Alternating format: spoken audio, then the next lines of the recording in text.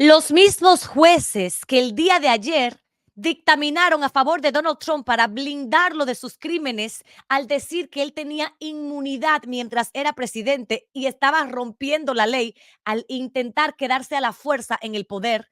En su proceso de confirmación en el Senado, esos mismos jueces dijeron que nadie estaba por encima de la ley. Nadie está por encima de la ley en Estados Unidos.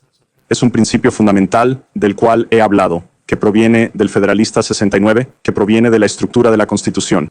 No creo que el presidente esté por encima de la ley. Ninguna persona en este país, no importa cuán alta o poderosa sea, está por encima de la ley. Creo que nadie está por encima de la ley en nuestro sistema, y eso incluye al presidente. El presidente está totalmente obligado por la ley. Ningún hombre está por encima de la ley. ¿Tiene ese poder? Ningún hombre está por encima de la ley, senador. De acuerdo, nadie está por encima de la ley. De hecho, no hay ningún texto en la Constitución, no hay ningún tipo de precedente que nos diga que un presidente tiene inmunidad para cometer crímenes. De hecho, lo único que dice la Constitución respecto al procesamiento penal de un presidente es que después de ser encontrado culpable por el Senado en un juicio político, puede también por esos mismos delitos ser procesado penalmente. Es más, no te lo voy a decir yo, esto es lo que dice la Constitución. No se preocupen que les voy a poner una foto para que vean qué es lo que dice la Constitución. Aquí lo traduje. La Constitución en el artículo 1, sección 3, cláusula 7 dice, la parte condenada será no obstante responsable y estará sujeta a acusación, juicio, sentencia y castigo de acuerdo a la ley. Esta cláusula, tal y como lo dice la jueza Sotomayor, nos dice que claramente un expresidente puede estar sujeto a un proceso penal por la misma conducta que resultó o pudo haber resultado en un juicio político, incluyendo conductas como soborno que implican actos oficiales casi por definición, porque recordemos que lo que nos está diciendo la Corte Suprema es que los presidentes no pueden ser imputados criminalmente por actos oficiales. El soborno es un acto oficial y por un soborno a un presidente se le puede hacer un juicio político o un impeachment en inglés, y por ese mismo soborno por el cual se le hace un impeachment también se le puede hacer un proceso penal. No actuaron en base a lo que dice la Constitución de los Estados Unidos, actuaron en base a lo que ellos quisieron crear. Crearon algo de la nada, porque nada en la Constitución justifica que a un presidente se le dé inmunidad para cometer crímenes. No está en la Constitución lo que ellos utilizaron para justificar una inmunidad presidencial que obviamente Biden no va a utilizar. Solamente una persona sin escrúpulos como Donald Trump la utilizaría, porque ya lo hizo en el pasado y está dispuesto a hacerlo si gana las elecciones nuevamente. Y es que una persona inocente no pide inmunidad para cometer crímenes. Solo una persona que es criminal le pide a la corte que le dé inmunidad. ¿Dónde existen líderes, presidentes, primer ministros que tienen ese tipo de inmunidad? ¿Dónde? En Rusia, Putin; en China, Xi Jinping; en Corea del Norte, Kim Jong-un. En ese tipo de países hay líderes que tienen una luz verde para cometer crímenes, que tienen esa inmunidad. Y que yo sepa, este país no es una monarquía. Aquí no hay un rey. Las personas, los fundadores que huyeron del Reino Unido para llegar a los Estados Unidos, no intentaban hacer de los Estados Unidos una monarquía. Así que escuchemos lo que nos cuenta, lo que nos dice la disidencia de Sotomayor, una de las juezas liberales que está en contra de esta decisión que tomó esta Corte Suprema corrupta, extremista. La decisión de hoy de otorgar inmunidad penal a los expresidentes redefine fundamentalmente la institución de la presidencia, ridiculiza el principio fundamental para nuestra Constitución y sistema de gobierno de que ningún individuo está por encima de la ley, basándose aparentemente en su propia interpretación de la necesidad de una acción audaz e incesante por parte del expresidente, como se establece en la decisión de hoy. La Corte ha otorgado al expresidente Trump no solamente la inmunidad que solicitaba, sino más que eso. dado que nuestra Constitución no protege a un expresidente de ser responsable por actos criminales y traidores, diciendo: la Corte ahora enfrenta una pregunta sin precedentes en la historia de nuestra nación: si un expresidente goza de inmunidad frente a la persecución penal federal. La mayoría cree que tal inmunidad debería existir y ha construido una inmunidad que carece de respaldo textual, precedente histórico o fundamentación justificable, efectivamente situando al presidente por encima de la ley. La decisión de la mayoría se basa en tres maniobras clave que colectivamente protegen a los presidentes de la responsabilidad penal. Primero, establece una inmunidad absoluta para el ejercicio de los poderes constitucionales centrales del presidente.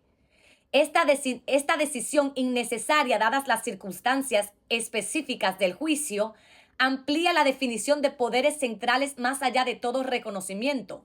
Sin embargo, está eclipsada por la segunda maniobra, que otorga una inmunidad amplia para todos los actos oficiales, ya sea denominada presuntiva o absoluta. Bajo esta regla, cualquier uso del poder oficial por parte de un presidente, sin importar cuán corrupto sea, está exento de persecución. Este resultado es tan preocupante como suena y carece de una base sólida. Por último, la mayoría prohíbe el uso de pruebas relacionadas con actos por los cuales el presidente está protegido en cualquier persecución penal en su contra.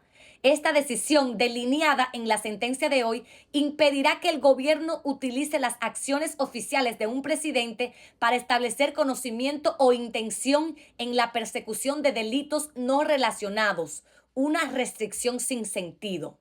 Un escrutinio cuidadoso, cada uno de los argumentos de la mayoría a favor de la inmunidad se desmorona. Su amplia inmunidad para actos oficiales contradice textos legales, contexto histórico e interpretaciones establecidas de las responsabilidades del presidente. Además, es inherentemente defectuosa incluso cuando se ve desde la perspectiva funcionalista.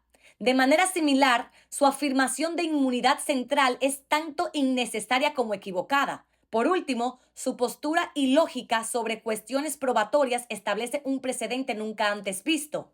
En conclusión, la decisión de la mayoría hoy tendrá repercusiones severas para la presidencia como para nuestro sistema democrático. El principal punto de la decisión de hoy es que todos los actos oficiales de un presidente, definidos sin considerar el motivo o la intención, están protegidos por una inmunidad que es al menos presuntiva y posiblemente absoluta. Como dice la mayoría, cada vez que el presidente ejerce el enorme poder de su cargo, la ley penal, al menos presumiblemente, no podrá alcanzarlo. Esta inmunidad para los actos oficiales no tiene un fundamento firme en el texto constitucional, la historia o el precedente. De hecho, todos estos fundamentos estándar para la toma de decisiones constitucionales apuntan en dirección opuesta. De cualquier manera que se analice, la inmunidad para actos oficiales de la mayoría es completamente indefendible. La mayoría llama a una evaluación cuidadosa del alcance del poder presidencial bajo la Constitución. Sin embargo, esa evaluación cuidadosa no involucra el texto de la Constitución. Cabe destacar algo muy importante, y es que los jueces de la Corte Suprema no están ahí para crear leyes, están ahí para interpretarla. Tienen que interpretar la Constitución, no pueden inventarse algo que no está en la Constitución. Y lo más importante, o una de las cosas más importantes aquí, es que no solamente le están dando inmunidad a un presidente para todos los actos oficiales, sino que si se llega a imputar cargos a un presidente por actos que no son oficiales, por actos privados, incluso si esos actos oficiales sirven como evidencia para probar los actos privados, ni siquiera así se le podría presentar esta evidencia a un jurado. Continuemos. La mayoría llama a una evaluación cuidadosa del alcance del poder presidencial bajo la Constitución. Sin embargo, para la mayoría, esa evaluación cuidadosa no involucra el texto de la Constitución. Yo comenzaría por ahí. El texto de la Constitución no contiene ninguna disposición que otorgue inmunidad a la persecución penal para los expresidentes. Por supuesto que el silencio de la Constitución al respecto no es decisivo. En la medida que la mayoría critica la noción de que se requiere una base textual específica, está atacando un argumento que no se ha planteado aquí. Sin embargo, la omisión en el texto de la Constitución es digna de notar por lo menos por 3 razones. Primero, los fundadores claramente sabían cómo proporcionar inmunidad contra la persecución. Proveyeron una inmunidad limitada para los legisladores en la cláusula de discurso y debate, donde dicen: los senadores y representantes estarán privilegiados de arresto durante su asistencia a la sesión de sus respectivas cámaras y al ir y volver de la misma, y por cualquier discurso o debate en cualquiera de las cámaras. No serán cuestionados en ningún otro lugar. Sin embargo, los fundadores no extendieron la misma inmunidad o una similar para los presidentes. Segundo, algunas constituciones estatales en la época de los fundadores proporcionaron específicamente inmunidades penales expresas a los gobernadores en ejercicio. Los fundadores optaron por no incluir un lenguaje similar en la Constitución para inmunizar al presidente. Si los fundadores hubieran querido crear un privilegio constitucional para proteger al presidente de una acusación criminal, pudieron haberlo hecho, pero no lo hicieron. Tercero, en la medida en la que la Constitución aborda esta cuestión, realmente contempla alguna forma de responsabilidad penal para los expresidentes. La mayoría rechaza correctamente el argumento de Trump de que un expresidente no puede ser procesado a menos que haya sido acusado por la Cámara de Representantes y condenado por el Senado por la misma conducta en un juicio político. Sin embargo, la mayoría ignora que la cláusula del juicio político o impeachment contradice esa misma posición. Esa cláusula presume la disponibilidad del proceso penal como respaldo al establecer que un funcionario acusado y condenado por el Senado, no obstante, será responsable y estará sujeto a acusación, juicio, condena y castigo según la ley. Esa cláusula claramente contempla que un expresidente puede estar sujeto a persecución penal por la misma conducta que resultó o podría haber resultado en un juicio político, incluyendo conductas como soborno, que implica un acto oficial casi por definición. El principal argumento de la mayoría es que este tribunal ha reconocido inmunidades y privilegios presidenciales fundamentados en la tradición constitucional de la separación de poderes y respaldados por nuestra historia. Es cierto hasta cierto punto. Sin embargo, nada en nuestra historia apoya la completamente novedosa inmunidad del procesamiento penal por actos oficiales que sostiene la mayoría. La evidencia histórica disponible sobre la inmunidad presidencial de la persecución penal refuta decisivamente esta posición. Por ejemplo, Alexander Hamilton escribió que los expresidentes serían responsables del procesamiento y castigo en el curso ordinario de la ley. Para Hamilton, esa era una distinción importante entre el rey de Gran Bretaña, que era sagrado e inviolable, y el presidente de los Estados Unidos, quien sería sujeto a castigo personal y desgracia. En contraste con el rey, el presidente debería estar sujeto a responsabilidad personal por sus acciones, no teniendo mejor posición que un gobernador de Nueva York y peor que los gobernadores de Maryland y Delaware, cuyas constituciones estatales les otorgaban alguna inmunidad. En la Convención Constitucional, James Madison, quien conocía que algunas constituciones estatales otorgaban inmunidad a los gobernadores, propuso que la convención considerara qué privilegios se deberían permitir al Ejecutivo. Sin embargo, no hay registro de tal discusión. El delegado Charles Pinckney luego explicó que la convención que formó la Constitución sabía muy bien que ningún tema había sido más abusado que el privilegio y por eso determinó limitar el privilegio a lo que era necesario y no más. Ningún privilegio estaba destinado al Ejecutivo. Otros comentaristas alrededor del tiempo de la fundación observaron que los funcionarios federales no tenían inmunidad de procesamiento, sin hacer excepción para el presidente. James Wilson reconoció que los funcionarios federales que utilizaban sus poderes oficiales para cometer delitos, cito, pueden ser juzgados por su país y si se establece su criminalidad, la ley los castigará. Un gran jurado puede presentar, un jurado menor puede condenar y los jueces pronunciarán el castigo. Termino la cita. Unos pocos decenios después, un juez llamado Story mostró la misma comprensión. Explicó que cuando un funcionario federal comete un crimen en el cargo, cito, es indispensable que se haga provisión para que los tribunales comunes de justicia estén en libertad para ejercer jurisdicción sobre la ofensa con el propósito de imponer el castigo común aplicable a los infractores no oficiales. Termino la cita. Sin un juicio penal, explicó, los infractores oficiales más flagrantes podrían escaparse sin ningún castigo sustancial, incluso por crímenes que someterían a sus conciudadanos a la pena capital. Esta evidencia histórica refuerza que desde el principio la presunción en esta nación siempre ha sido que ningún hombre está libre de desafiar la ley penal y por ende ningún hombre está por encima de la ley. La mayoría no reconoce ni aborda la falta de evidencia histórica para su nueva inmunidad. Sin nada de su lado, lo máximo que puede hacer la mayoría es afirmar que la evidencia histórica es un empate. Alega que el tribunal previamente ha descrito la evidencia histórica relevante sobre la cuestión de la inmunidad presidencial como fragmentaria y no merece consideración.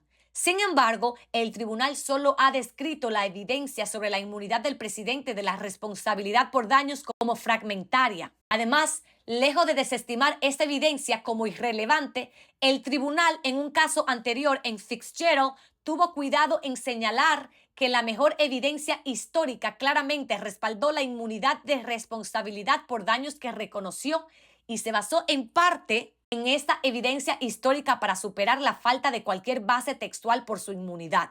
La mayoría ignora esta dependencia. Parece que la historia importa para este tribunal solo cuando es conveniente. El comportamiento de Reagan en el asunto Irán-Contra fue revisado por un fiscal independiente bajo las leyes aplicables. Se concluyó que su conducta estaba muy lejos de constituir criminalidad que pudiera ser exitosamente procesada. De hecho, los propios abogados de Trump durante su segundo juicio político aseguraron a los senadores que no destituir a Trump por su conducta relacionada con el 6 de enero no lo dejaría de ninguna manera por encima de la ley. Insistieron que un expresidente es como cualquier otro ciudadano y puede ser juzgado en un tribunal de ley. Los abogados del juicio político de Trump afirmaron que ningún exfuncionario está inmune del proceso judicial para investigación, enjuiciamiento y castigo. Los abogados del juicio político de Trump afirmaron, si mis colegas de este lado de la Cámara realmente piensan que el presidente Trump cometió un delito penal,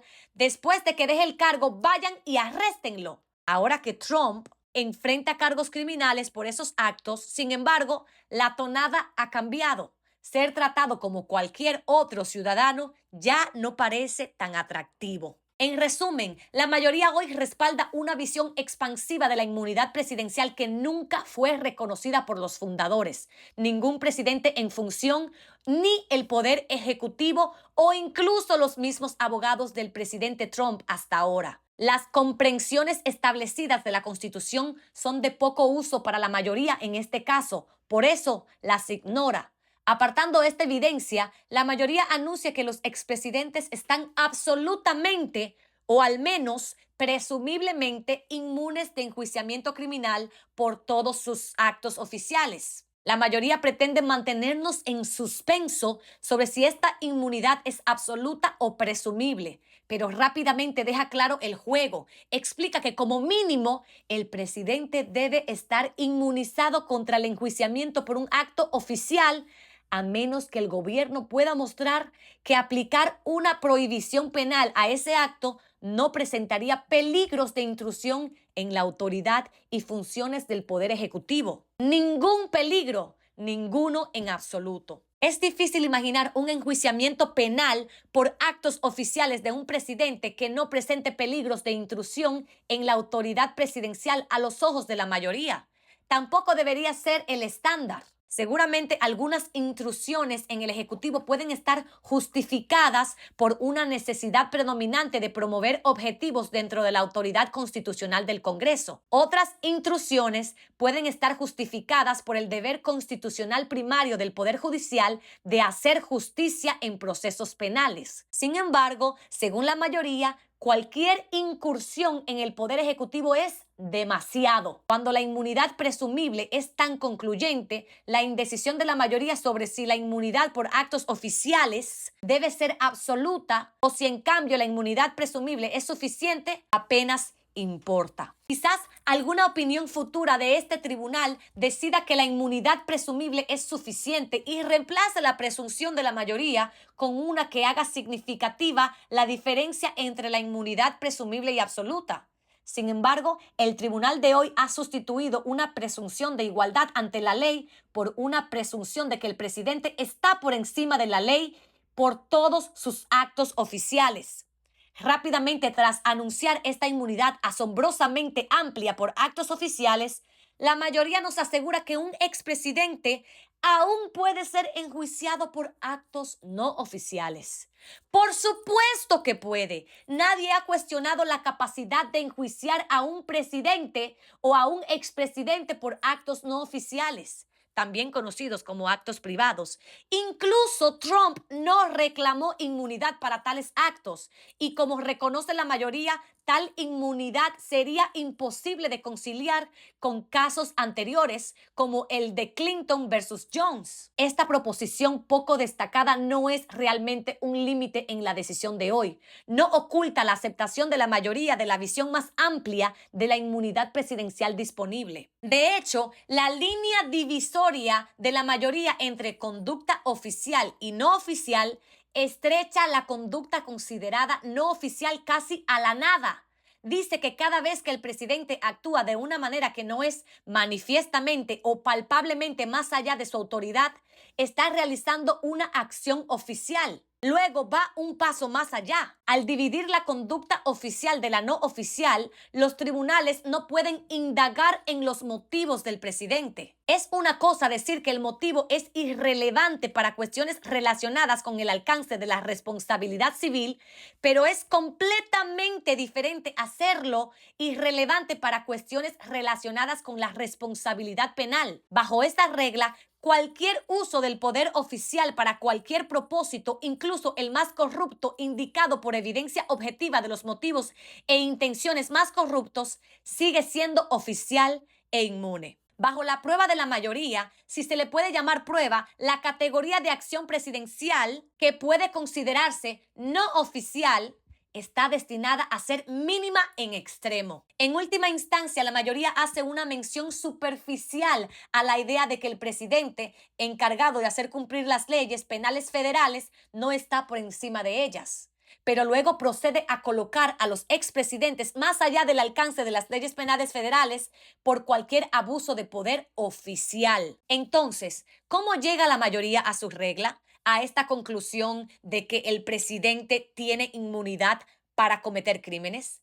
Con el texto, la historia y el entendimiento establecido, todos en su contra, la mayoría afirma tener solo una flecha en su caja: la prueba de equilibrio en Nixon versus Fitzgerald. Sin embargo, incluso ese criterio va en su contra. La mayoría concluye que la inmunidad por actos oficiales es necesaria para salvaguardar la independencia y el funcionamiento efectivo del Poder Ejecutivo. Al rechazar las propias protestas de ese poder de que dicha inmunidad no es en absoluto necesaria y de hecho sería perjudicial, al hacerlo descontextualiza el lenguaje de Fitzgerald, ignora importantes calificaciones y llega a un resultado que la Corte en Fitzgerald nunca habría aceptado. En Fitzgerald, el demandante A. Ernest Fitzgerald demandó al entonces expresidente Nixon por daños monetarios. Alegó que mientras estaba en el cargo, Nixon estuvo involucrado en despedirlo ilegalmente de su trabajo en el gobierno. La pregunta para la Corte debate era si el expresidente tenía inmunidad contra tal demanda civil. La Corte explicó que era derecho establecido que la doctrina de la separación de poderes no prohíbe todo ejercicio de jurisdicción sobre el presidente de los Estados Unidos. Para determinar si un tipo particular de demanda contra un presidente o expresidente podría ser escuchada, un tribunal debe equilibrar el peso constitucional del interés a servir con los peligros de la intrusión en la autoridad y funciones del Poder Ejecutivo. La Corte explicó que cuando la acción judicial es necesaria para servir a intereses públicos amplios, como cuando la Corte actúa no en detrimento de la separación de poderes, sino para mantener su adecuado equilibrio o para vindicar el interés público en una persecución penal en curso, el ejercicio de la jurisdicción se ha considerado justificado.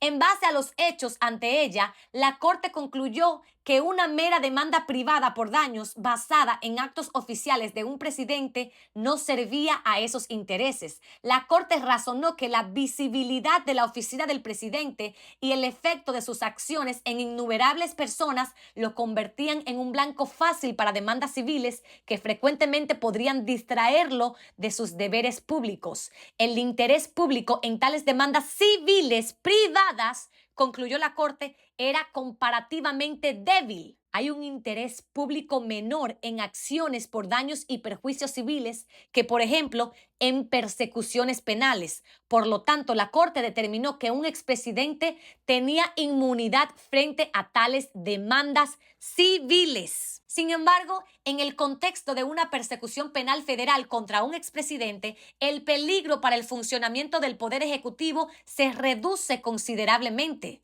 Además, como reconoció cada miembro de la Corte en el caso Fitzgerald, el interés público en una persecución penal es mucho más sustancial. Aplicar aquí el equilibrio establecido en Fitzgerald debería producir el resultado opuesto. En cambio, la mayoría elimina cualquier diferencia entre la inmunidad civil y penal, otorgando a Trump la misma inmunidad frente a la persecución penal que Nixon disfrutó frente a una demanda por terminación ilegal. Eso es claramente incorrecto. La mayoría se basa casi por completo en su visión del peligro de la intrusión en el Poder Ejecutivo, excluyendo el otro lado de la prueba de equilibrio. Su análisis descansa en una concepción cuestionable del presidente como incapaz de manejar las decisiones difíciles que su trabajo requiere mientras se mantiene dentro de los límites de la ley. También ignora el hecho de que recibe asesoramiento legal sólido sobre la legalidad de sus acciones. Aquí quiero hacer una pausa para dar un comentario, no porque crea que no es suficientemente claro, sino porque creo que es totalmente importante lo que ella está diciendo. Antes que Donald Trump, todos los presidentes actuaron sin esta inmunidad que Donald Trump buscó ante la Corte Suprema. Y es tal y como lo dice ella. Esta decisión por parte de esta mayoría en la Corte Suprema ignora que el presidente tiene acceso a los mejores abogados que le están diciendo si sus acciones son legales o no. Continuamos. La mayoría afirma que el peligro de intrusión en la autoridad y funciones del Poder Ejecutivo que plantea la persecución penal de un expresidente por su conducta oficial es similar, de hecho mayor, a los que nos llevó a reconocer la inmunidad absoluta del presidente frente a la responsabilidad por daños civiles. Que el presidente se vería frenado para tomar la acción audaz e inmediata requerida de un ejecutivo independiente. Por supuesto, es importante que el presidente pueda tratar sin temor ni parcialidad con las obligaciones de su cargo. Si cada acción que el presidente toma lo expone personalmente a litigios privados molestos, la posibilidad de paralizar la toma de decisiones presidenciales es muy real. Sin embargo, hay muchas facetas de la responsabilidad penal que la mayoría descarta, que hacen menos probable que frenen la acción presidencial que la amenaza de litigios civiles. En primer lugar, en términos de probabilidad, la amenaza de responsabilidad penal es mucho menor. En Fitzgerald, la amenaza de litigios civiles molestos era considerable. La Corte observó que, dada la visibilidad de su cargo y el efecto de sus acciones en innumerables personas, el presidente sería un objetivo fácil identificable para demandas por daños civiles. El efecto de las acciones del presidente en innumerables personas podría resultar en número en un número incalculable de demandantes privados que demanden daños basados en cualquier número de actos presidenciales. En el contexto civil, el riesgo en el contexto penal es solo que un presidente puede enfrentar una sola persecución federal en una sola jurisdicción por cada delito penal supuestamente cometido mientras estaba en el cargo. La mera afirmación de la mayoría de que la carga de la exposición a la persecución penal federal es más limitante para un presidente que la carga de la exposición de demandas civiles no lo hace cierto y no es convincente. En segundo lugar, las persecuciones penales federales requieren sólidas salvaguardias procesales que no se encuentran en las demandas civiles. El sistema de justicia penal tiene capas de protección que filtrarían reclamaciones legales insustanciales, mientras que el litigio civil carece de controles análogos. Para empezar, la política del Departamento de Justicia requiere una persecución escrupulosa e imparcial basada tanto en los hechos como en la ley. El gran jurado proporciona un control adicional sobre los procesamientos por delitos graves, actuando como un amortiguador o árbitro entre el gobierno y el pueblo, para asegurar que los cargos estén bien fundamentados. Una persecución penal no puede comenzar sin una cuidadosa consideración por parte de un gran jurado a solicitud de un fiscal. Esta misma verificación no está presente en el inicio de demandas civiles en las que los abogados no están sujetos a una responsabilidad realista. Si la acusación pasa el filtro del gran jurado, entonces el expresidente aún cuenta con las protecciones que nuestro sistema ofrece a los acusados penales. Si el expresidente argumenta que una ley particular es inconstitucional en su aplicación a él, puede solicitar la desestimación de los cargos en ese sentido. De hecho, es probable que un expresidente tenga argumentos legales que no estarían disponibles para el acusado penal promedio. Por ejemplo, podría basarse en una excepción de autoridad pública para ciertas leyes penales o en una defensa basada en el consejo del procurador general. Si el caso llega a juicio, el gobierno debe demostrar todos los elementos del presunto delito, más allá de una duda razonable, ante un jurado que tiene que tomar la decisión unánimemente y estaría compuesto por los conciudadanos del expresidente. Si el gobierno logra superar incluso ese obstáculo significativo, entonces el expresidente puede apelar su condena y la revisión de sus reclamaciones en apelación será particularmente minuciosa. En última instancia, puede buscar la revisión de este tribunal, el Tribunal Supremo, y si la práctica pasada, incluida en este caso, sirve de indicación, la recibirá. A la luz de estas considerables protecciones, el temor de la mayoría de que las meras alegaciones de malicia expongan a los expresidentes a juicio y condena carece de fundamento. Las simples alegaciones de malicia no pasarían la primera barrera. Aunque se puede entablar una acción civil privada basada en poco más que sentimientos intensos, una persecución penal federal está hecha de materia más sólida. Ciertamente ha habido en ocasiones sentimientos de gran animosidad entre presidentes entrantes y salientes a lo largo de la historia de nuestro país. Sin embargo, se necesitaron acusaciones tan graves como las que están en el centro de este caso para detener la primera persecución penal federal de un expresidente. Esta moderación es significativa. En tercer lugar, debido a las interpretaciones de larga data por parte del Poder Ejecutivo, todos los presidentes en ejercicio hasta ahora se han considerado bajo la amenaza de responsabilidad penal después de su mandato y sin embargo han cumplido audazmente con los deberes de su cargo. La mayoría insiste en que la amenaza de sanciones penales es más probable que distorsione la toma de decisiones presidenciales que el posible pago de daños civiles. Si eso es cierto, entonces esa distorsión ha estado moldeando la toma de decisiones presidenciales desde los primeros días de la República. Aunque tiene sentido evitar la desviación de la atención del presidente durante el proceso de toma de decisiones con preocupaciones innecesarias, uno se pregunta por qué exigirle al presidente que dedique una pequeña cantidad de su atención o la atención de sus asesores legales a cumplir con la ley penal federal es una carga tan grande. Si el presidente sigue la ley que debe cuidar de ejecutar, no se ha vuelto excesivamente cauteloso. Algo de la cautela es necesaria después de todo. Es un peligro mucho mayor si el presidente se siente facultado para violar la ley penal federal, impulsado por el conocimiento de una inmunidad futura. Me preocupa profundamente la idea, inherente en la opinión de la mayoría, de que nuestra nación pierde algo valioso cuando el presidente se ve obligado a operar dentro de límites de la ley federal.